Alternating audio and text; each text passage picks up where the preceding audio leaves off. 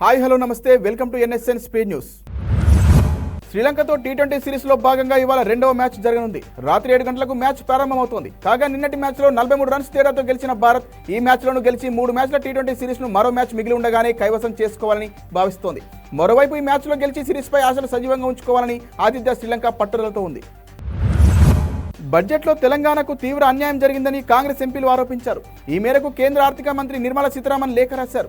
రాష్ట్ర పునర్విభజన చట్టంలో ఇచ్చిన ఐటీఐఆర్, ఐఐఎం, బయ్యార ముక్కు పరిశ్రమ, Kazipet railway coach factory, Palamuru Rangareddy ప్రాజెక్టుకు జాతీయ హోదా వంటి హామీలను నెరవేర్చాలని డిమాండ్ చేశారు.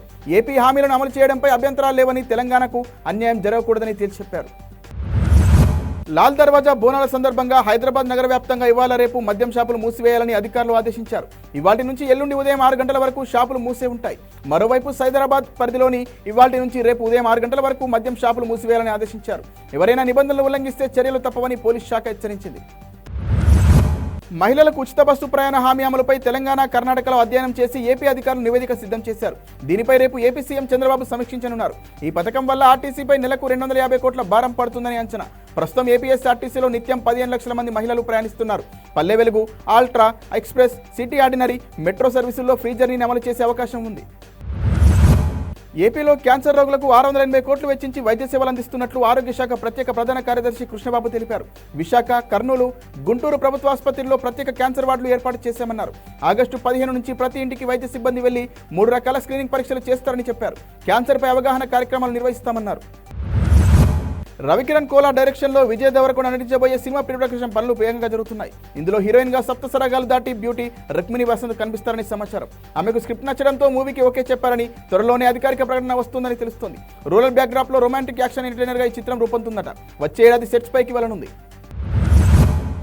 రాష్ట్రపతి ద్రౌపది ముర్ము పలు రాష్ట్రాలకు కొత్త గవర్నర్ నియమించారు. తెలంగాణకు బిష్ణుదేవ్ వర్మను నియమించారు. అలాగే రాజస్థాన్కు హరిభౌ కిసాన్ రావు, సిక్కింకు ఓంప్రకాష్ మాథూర్, మహారాష్ట్రకు సిపి రాధాకృష్ణన్, జార్ఖండ్కు సంతోష్ కుమార్ గాంగ్వార్, ఛత్తీస్గఢ్కు రామన్ దేకా, మేఘాలయకు సిహెచ్ విజయశంకర్, అస్సాం, మణిపూర్కు లక్ష్మణ్ ప్రసాద్, పంజాబ్కు గవర్నర్గా, చండీగఢ్కు ఎల్జీగా గులాబ్ చంద్ నియమిస్తూ ఉత్తర్వులు ఇచ్చారు. ప్యారిస్ ఒలింపిక్స్ ప్రారంభోత్సవంలో భాగంగా సౌత్ కొరియా అథ్లెట్లను నార్త్ కొరియా అథ్లెట్లుగా ఒలింపిక్ క్రీడల నిర్వాహకులు పరిచయం చేశారు. సెన్ నదిలో సౌత్ కొరియా అథ్లెట్లు పడవలో వెళ్తూ తమ దేశ జెండా ఊపారు. ఈ క్రమంలోనే వాళ్ళను నార్త్ కొరియా అథ్లెట్లుగా నిర్వాహకులు ప్రకటించారు. ఈ తప్పిదానికి అంతర్జాతీయ ఒలింపిక్ సంఘం క్షమాపణలు చెప్పింది. తెలంగాణ రాష్ట్ర ప్రభుత్వం 1000 కోట్ల రుణాల కోసం పలు బాండ్లను వేలానికి పెట్టినట్లు రిజర్వ్ బ్యాంకు తెలిపింది. ఈ నెల 30న వేలం వేయనున్నట్లు పేర్కొంది. మొత్తం 10 రాష్ట్రాల తరపున 29,500 కోట్ల రుణాల సేకరణకు బాండ్లను వేలం వేస్తున్నట్లు ఆర్బీఐ వివరించింది. ఆయా రాష్ట్రాలు సంక్షేమ పథకాల అమలు కోసం బ్యాంకుల వద్ద రుణాలు పొందేందుకు ఇలా బాండ్లను వేలం వేస్తుంటాయి. యుఎస్ అధ్యక్ష ఎన్నికల ప్రచారం జోరుగా సాగుతోంది. డెమోక్రాట్ల అభ్యర్థి కమలా హారిస్కు సొంత పార్టీ నుంచే కాకుండా ప్రజల మద్దతు పెరుగుతోంది. బైడెన్ అధ్యక్ష అభ్యర్థిగా ఉన్నప్పుడు రిపబ్లికన్, డెమోక్రాట్ మధ్య 6% ఓట్ల తేడా ఉండగా ఇప్పుడు అది 1%కి తగ్గినట్లు న్యూయార్క్ టైమ్స్ సర్వే వెల్లడించింది. రిపబ్లికన్ అభ్యర్థి ట్రంప్పై హత్యాయత్నం తర్వాత ఆయనకు మద్దతు పెరగగా ఇప్పుడు హారిస్తో గట్టి పోటీ తప్పదని అంచనా. తెలంగాణలో ఏ పార్టీ అధికారంలో ఉన్నా బీసీలకు అన్యాయమే జరుగుతుందని ఎంఐఎం సభాపక్ష నేత ఆవేదన వ్యక్తం చేశారు.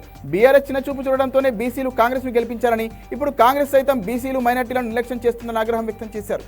బీసీలు, మైనార్టీలు ఏకమై ప్రభుత్వానికి గుణపాఠం చెప్పాలని పిలుపునిచ్చారు. బీసీల హక్కులకు ఎంఐఎం అండగా ఉంటుందని అక్బర్ ప్రకటించారు. మహిళల ఆసియా కప్ ఫైనల్లో ఇవాళ భారత్, శ్రీలంక తలపడనున్నాయి. వరుస విజయాలతో ఫైనల్కు చేరిన హర్మన్ సేన తుది పోరులోనూ సత్తా చాటడానికి ఊవిల్లుతోంది. బ్యాటింగ్లో షెఫాలి, స్మృతి, జమీమా, రిచా, హర్మన్ ప్రీత్, బౌలింగ్లో రేణుక, పూజ, దీప్తి, రాధా అదరగొడుతున్నారు. మరోవైపు లంక కెప్టెన్ చెమరి ఆటపట్టు తప్ప మిగిలిన ఎవ్వరూ ఫామ్లో లేకపోవడం ఆ జట్టుకు మైనస్. ప్యారిస్ ఒలింపిక్స్లో ఇవాళ shooting, badminton, rowing, table tennis, shooting, swimming, boxing, tennis, archery విభాగాల్లో భారత అథ్లెట్లు పోటీ పడనున్నారు. బ్యాడ్మింటన్లో పీవీ సింధు, 50 కేజీల బాక్సింగ్లో నిఖత్ జరీన్ అదృష్టాన్ని పరీక్షించుకోనున్నారు. 10 మీటర్ల షూటింగ్ ఫైనల్లో మను బాకర్ ఆర్చరీ ఉమెన్స్ టీం నుంచి ప్రదర్శన చేస్తే గోల్డ్ మెడల్ సాధించే అవకాశం ఉంది. తులసీదాస్ రచించిన రామచరిత మానస్ పారాయణం త్వరలో న్యూయార్క్లోని ఐక్యరాజ్య సమితిలో తొలిసారి జరగనుంది. ఆధ్యాత్మికవేత్త మేరారి బాపు 9 రోజుల పాటు పారాయణం చేరున్నారు. శాంతిని పరిరక్షించడం, మానసిక ఆరోగ్యం, అభివృద్ధికి రామకథలు మార్గం చూపుతాయన్నారు. గుజరాత్కు చెందిన ఈయన 60 ఏళ్లుగా అనేక దేశాల్లో రామకథలను పారాయణం చేస్తున్నారు. తన కుమారుడు మోహిత్ రెడ్డిని అరెస్టు చేయడంపై చంద్రగిరి వైసీపీ మాజీ ఎమ్మెల్యే చెవిరెడ్డి భాస్కర్ రెడ్డి స్పందించారు. నా కొడుకును 25 ఏళ్లు విదేశాల్లో ఉన్నత విద్యను అభ్యసించి ప్రజా జీవితంలోకి వచ్చాడు. ఇప్పుడు అక్రమ కేసులు అరెస్టు చేయించారు. నా కొడుకుని వీధి పోరాటాలకు సిద్ధం చేస్తున్న చంద్రబాబుకు కృతజ్ఞతలు. ప్రజా పోరాటాలు ఎలా ఉంటాయో ఈ ప్రభుత్వానికి రుచి చూపిస్తామని ట్వీట్ చేశారు. మేడిగడ్డ నుంచి నీటిని ఎత్తిపోసేందుకు కాంగ్రెస్ ప్రభుత్వానికి అహం అడ్డు వస్తోందని కేటీఆర్ మండిపడ్డారు. అహంతోనే ప్రాజెక్టుకు మరమ్మతులు సరిగా చేయలేదని ఆరోపించారు. మీడియా చిట్చాట్లో మాట్లాడుతూ కాళేశ్వరం ద్వారానే రైతుల పొలాలకు నీళ్లు వస్తాయని, ఇప్పుడు ప్రభుత్వం ప్రారంభించిన పంప్ హౌజ్లను నిర్మించింది కేసీఆర్ సర్కారని అన్నారు. కాంగ్రెస్ అసమర్థతతో రోజుకు 90 టీఎంసీల నీరు వృధాగా పోతుందని ఫైర్ అయ్యారు. కల్కి సినిమాలో నేరాలు ఘోరాలకు కేంద్రమైన కాంప్లెక్స్ లాగే జగన్ తాడేపల్లి ప్యాలెస్ పనిచేస్తోందని టీడీపీ నేత డొక్కా మాణిక్యవరప్రసాద్ ఆరోపించారు. అక్కడి నుంచి కార్యకలాపాలు నడిపించేది సజ్జలే అయినా కనిపించని సూపర్ పవర్ ఎవరో ఉన్నారన్నారు. అసెంబ్లీలో ప్రభుత్వం విడుదల చేసిన శ్వేతపత్రాలపై ప్యాలెస్లో కూర్చొని జగన్ జవాబు చెప్పడం సరికాదని ఆగ్రహం వ్యక్తం చేశారు. వైసీపీ చేసిన ఘోరాలపై వాస్తవాలతో కూడిన నివేదికను ప్రభుత్వానికి అందజేస్తామన్నారు. అమరావతిలోని వెంకటేశ్వర స్వామి ఆలయాన్ని మాణిక్యవరప్రసాద్ దర్శించుకున్నారు. రాష్ట్రంలో వ్యవసాయ శాఖ పంటల నమోదు కార్యక్రమం చేపట్టింది. అధికారులు ఇప్పటి వరకు 24.16 లక్షల ఎకరాల వివరాలు నమోదు చేశారు. వ్యవసాయ భూమి వద్దకే వెళ్లి అక్కడి నుంచి సర్వే నెంబర్లు, సాగు వివరాలు ఒక ప్రత్యేక యాప్లో నమోదు చేస్తున్నారు. వీటి ఆధారంగానే రైతు భరోసా, పంటల బీమా, రైతు బీమా, రుణమాఫీ పథకాలను అమలు చేయాలని ప్రభుత్వం భావిస్తోంది. అసలైన లబ్ధిదారులను గుర్తించేందుకు ఈ సర్వే చేపట్టింది. శ్రీలంకపై తొలి టీ20లో గెలవడంపై భారత కెప్టెన్ సూర్యకుమార్ యాదవ్ భిన్నంగా స్పందించారు. ఈ మ్యాచ్లో తాము అదృష్టం వల్లే గెలిచామన్నారు. శ్రీలంక బ్యాటర్లు మొదటి నుంచి బౌలర్లపై దాడి చేశారు. రాత్రిపూట పరిస్థితి ఎలా ఉంటుందో మనకు తెలుసు. అయితే మంచు లేకపోవడంతో బౌలింగ్ బాగా చేయగలిగాం. అందుకు మేము అదృష్టవంతులమని సూర్య చెప్పారు. ఈ మ్యాచ్లో భారత్ 43 రన్స్ తేడాతో గెలిచింది. యంగ్ హీరో సాయి తేజ్ ప్రస్తుతం ప్రైమ్ షో ఎంటర్టైన్మెంట్ సంస్థలో ఓ పీరియాడిక్ యాక్షన్ డ్రామా చిత్రం చేస్తున్నారు. రోహిత్ కేపీ తెరకెక్కిస్తున్న ఈ సినిమా ఇప్పటికే 2 షెడ్యూల్స్ను పూర్తి చేసుకుంది. అయితే తాజాగా ఈ సినిమాలో టాలీవుడ్ నటుడు మంచు మనోజ్ ఎంపించుకున్నట్లు తెలుస్తోంది. ఈ సినిమాలో మనోజ్ ఓ ఇంపార్టెంట్ రోల్ ప్లే చేయనున్నారని సమాచారం. అయితే ఆయన రోల్ సాయి తేజ్ కు ధీటుగా ఉంటుందని సినీ వర్గాల్లో టాక్ నడుస్తుంది. ఆగస్టులో మొదలు కానున్న కొత్త షెడ్యూల్లో మనోజ్ సెట్లోకి అడుగుపెట్టనున్నట్లు సమాచారం. అయితే ఈ విషయంపై అధికారిక సమాచారం ఇంకా రావాల్సి ఉంది. ఏపీ హోంమంత్రి మాటలు కోటలు దాటుతున్నా చేతలు గడప దాటడం లేదని వైసీపీ ఎంపీ విజయసాయిరెడ్డి విమర్శించారు. బొల్లి మాటలతో కాలక్షేపం చేయడం వల్లనే రాష్ట్రం భయం గుప్పిట్లోకి వెళ్లిపోయిందన్నారు. బయటకు వస్తే ఏమవుతుందో తెలియని దారుణ స్థితి ఉందని, దీనికి బాధ్యత వహించి హోంమంత్రి రాజీనామా చేయాలన్నారు. హత్యలు జరగకుండా చూడడంలో కూటమి ప్రభుత్వం విఫలమైందని, ప్రభుత్వ వైఫల్యంపై గవర్నర్ విచారణకు ఆదేశించాలని డిమాండ్ చేశారు. ఉత్తర బంగాళాఖాతంలో అల్పపీడనం కారణంగా తెలంగాణలో మరో 2 రోజులు వర్షాలు కురుస్తాయని వాతావరణ శాఖ వెల్లడించింది. జగిత్యాల, భూపాలపల్లి, కరీంనగర్, మంచిర్యాల, నిజామాబాద్, నిర్మల్, సిరిసిల్ల, వరంగల్, హైదరాబాద్, ములుగు, కామారెడ్డి జిల్లాల్లో భారీ నుంచి అతి భారీ వర్షాలు పడే ఛాన్స్ ఉందని పేర్కొంది. ఏపీలో శ్రీకాకుళం, మన్యం, అల్లూరి, విశాఖ, అనకాపల్లి, కాకినాడ, కోనసీమ, తూర్పుగోదావరి, పశ్చిమ గోదావరి, ఏలూరు, కృష్ణా, ఎన్టీఆర్ జిల్లాల్లో వర్షాలు కురుస్తాయని వాతావరణ శాఖ తెలిపింది.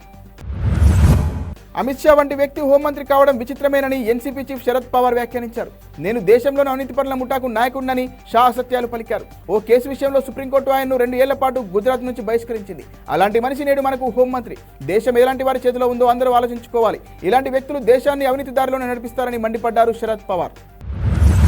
2 రోజుల క్రితం యూపీలోని సుల్తానాపూర్లో ఓ చెప్పులు కుట్టే వ్యక్తితో రాహుల్ ముచ్చటించిన సంగతి తెలిసిందే. ఆ వ్యక్తికి నిన్న రాహుల్ చెప్పులు కుట్టే మెషిన్ను బహుమతిగా పంపారు.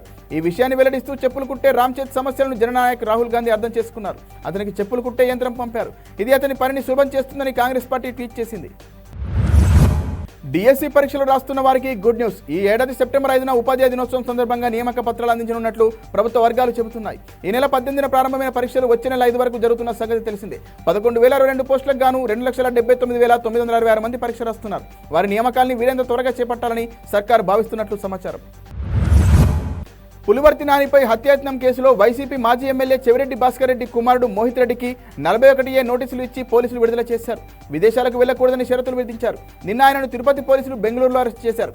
ఇవాళ ఉదయం Tirupati SV university police station వద్దకు తీసుకొచ్చి విచారించారు. ఈ క్రమంలో మాజీ ఎమ్మెల్యే చెవిరెడ్డి భాస్కర్ రెడ్డి, వైసీపీ నాయకులు భారీగా వచ్చారు.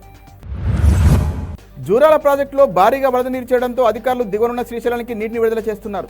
జూరాల ప్రాజెక్టులో 3,02,000 క్యూసెక్లు వచ్చి చేరుతుండగా 44 గేట్లు తెరిచి దిగువ గేట్ల ద్వారా 2,93,000 క్యూసెక్లు, జల విద్యుత్ ద్వారా 19,000 క్యూసెక్ల చొప్పున మొత్తం 3,16,308 క్యూసెక్ల నీటిని దిగువకు విడుదల చేయడంతో కృష్ణమ్మ శ్రీశైలం వరకు పరుగులు తీస్తోంది. ప్రాజెక్టు పూర్తిస్థాయి నీటి సామర్థ్యం 9.65 టీఎంసీలు కాగా ప్రస్తుతం 7.75 టీఎంసీల నీరు ఉంది.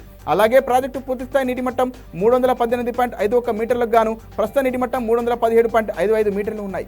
జూరాల జలాశయం కింద ఉన్న కుడి ఎడమ కాలువలతో పాటు నెట్టెంపాడు, భీమా, కోయిల్ సాగర్ సాగునీటి కోసం నీటి విడుదల చేస్తున్నారు. హైదరాబాద్లో లాల్ దర్వాజా బోనాలు ఘనంగా జరుగుతున్నాయి. అమ్మవారి కోసం ప్రత్యేక ఘట్టం ఏర్పాటు చేశారు. తెల్లవారుజాము నుంచే భక్తులు అమ్మవారికి మొక్కులను చెల్లించుకుంటున్నారు. మహంకాళి అమ్మవారికి బోనాలను భక్తులు సమర్పిస్తున్నారు. లాల్ దర్వాజా ఆలయం దగ్గర 5 క్యూ లైన్లలో భక్తులు బారులు తీరారు. బోనాలు తెచ్చే మహిళలకు 2 ప్రత్యేక లైన్లు ఏర్పాటు చేశారు. ఇవాళ అమ్మవారి శాంతి కళ్యాణం నిర్వహిస్తున్నారు. రేపు రంగం అమ్మవారి ఘట్టాల ఊరేగింపు నిర్వహిస్తారు. బోనాల సందర్భంగా పలు ఆలయాల్లో భక్తుల కోసం అన్నదానాలను ఏర్పాటు చేస్తున్నారు. ఆలయాలన్నింటినీ ప్రత్యేకంగా ముస్తాబు చేశారు.